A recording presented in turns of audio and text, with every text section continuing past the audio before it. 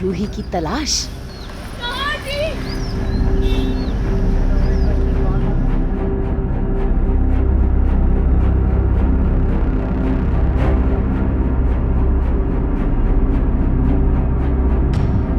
मिलकर भी ना मिल सके नाहर।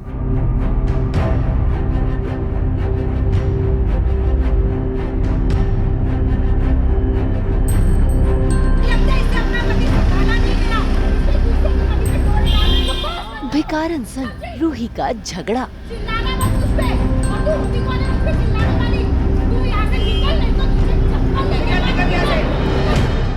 दंगल टीवी के सीरियल मनसुंदर में रूही अपने नाहर की तलाश करने के लिए निकल चुकी है और देखिए कैसे दर दर भटक रही है। तो वहीं एक भिकारन, उसने नाहर को अपनी कमाई का जरिया बना रखा है और उसके हाथों तो रूही की अंगूठी भी लग चुकी है।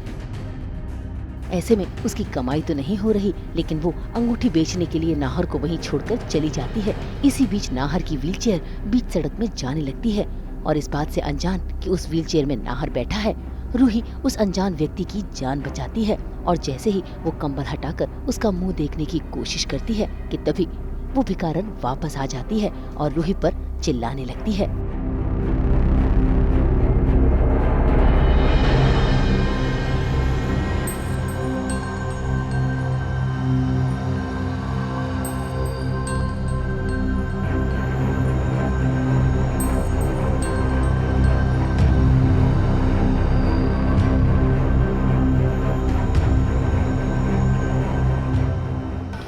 अरे मैडम, ये क्या कर रही हैं आप मेरे पति को हाथ क्यों लगा रही हैं? तुमने मेरी सगाई वाली अंगूठी चुराई था। कहाँ है मेरी अंगूठी? दीजिए। क्या समझा मैडम आपने? ये देखिए मैडम, मैं भिखारी जरूर हूँ, मैं भीख मांगती हूँ, लेकिन मैं चोर नहीं हूँ। देखिए मैडम, आपको जरूर कोई गलतफहमी हुई है। हटिए आप। हाँ नहीं, रुकिए। ऐसे कैसे गलतफहमी हुई है? वो मेरी सगाई वाली अंगूठी थी और आपने मेरा हाथ पकड़ा था और आपने मेरा हाथ पकड़ते टाइम शायद वो अंगूठी मेरे हाथ से निकाल दी थी। कहाँ है मेरी अंगूठी? दीजिए मेरी अंगूठी। भाई ये भिकारन तो बहुत ही चंट निकली, अपनी चोरी पकड़ी ना जाए इसीलिए देखिए कैसे उसने वहाँ पर राह चलते सभी आदमियों को इकट्ठा कर लिया और रूही पर इल्जाम लगाने लगी कि वो उस पर चोरी का इल्जाम लगा रही है। सभी लोग रूही पर नाराज होने लगते हैं। रूही सभी लोगों को समझाने लगती है और मौका पाते ही वो भिकारन नाहर को लेकर वहाँ से रफू चक्कर हो जाती है। लेकिन जैसे ही वो जाती है, नाहर का हाथ लटक जाता है, जिसके चलते उसकी अंगूठी रूही को नजर आ जाती है और रूही को पता चल जाता है कि वो उसके नाहर है।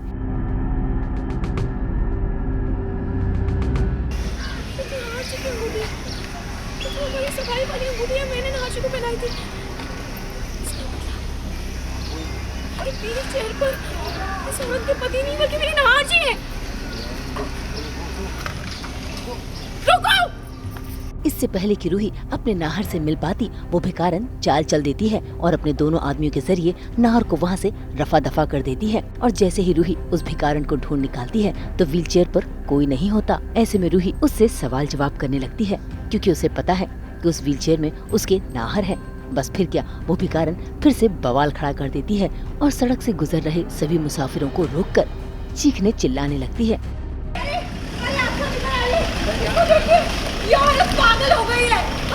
पहले बोलती है कि मैंने अंगूठी चुराई, अब उसके पति चुराने का इल्जाम लगा रही है। अरे पागल हो गई है ये औरत। बिल्कुल पागल लगा रही है। अरे और इस व्हीलचेयर पे मेरी पति थे। और अच्छा ठीक है, तो बोल रही है ना इस व्हीलचेयर में तुम्हारे पति दिखा है, तुम्हारे पति अचानक से ऐसे उठ गई। मैडम, उनकी इलाज के लिए सरकारी अस्पताल से गाड़ी आती है, वो ले गई उनको। अरे क्यों बताऊँ आपको? आपको पीछे पड़ गए मेरे पति के। अरे लगता है इससे अपना पति संभाला नहीं गया, इसलिए दूसरे के पति में डोरे डालने को कोशिश करता हूँ। समझी? चिल्लाना मत मुझ पे। और तू होती कौन है मुझ पे चिल्लाने वाली? तू यहाँ से निकल, नहीं तो तुझे चप्पल लेके निकल यहाँ से। बेचारी रूही अपने नाहर से सिर्फ कुछ ही कदम दूर थी, लेकिन फिर भी अपने नाहर से मिल न सकी और तो और उसे अपने होने वाले बच्चे की रक्षा भी करनी है।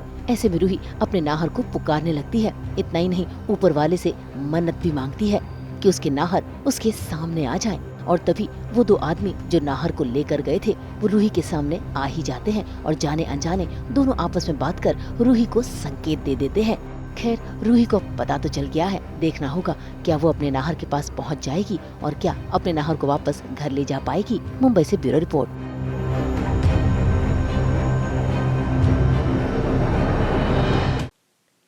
तो कैसी लगी आपको हमारी ये स्किन केयर टिप्स?